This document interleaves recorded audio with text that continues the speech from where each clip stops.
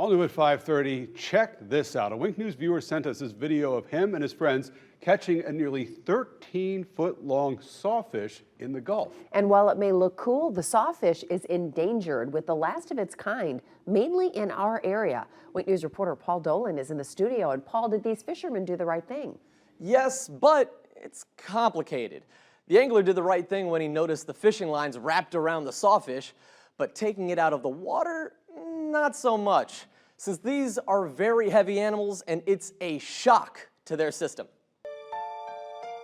Mac Johnson started the new year by reeling in this 13-foot-long sawfish, armed to the teeth. Once we saw the bill come out of the water and start shaking, it looked like someone was sitting there waving a sword in the water. But Johnson quickly noticed that this endangered species was in danger. Got the bolt cutters, cut the line that was entangled his rostrum, got our line off of it, got every single hook, and it also had some other smaller fishing hooks hanging out of its mouth.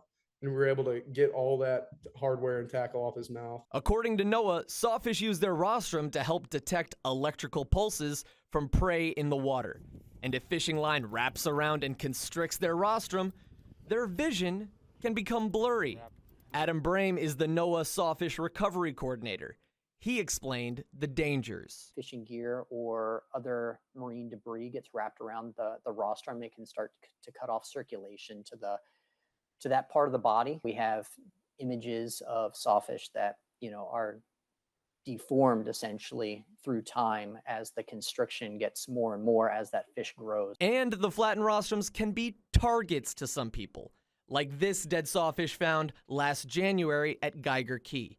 So even though the Sawfish Release guidelines don't want you to bring it on land, Johnson knew he needed to help. But if you can take that opportunity to, cut some lines and see what's hurting it and remove those aspects from the fish so it can have a long, fulfilling and hopefully produce, life.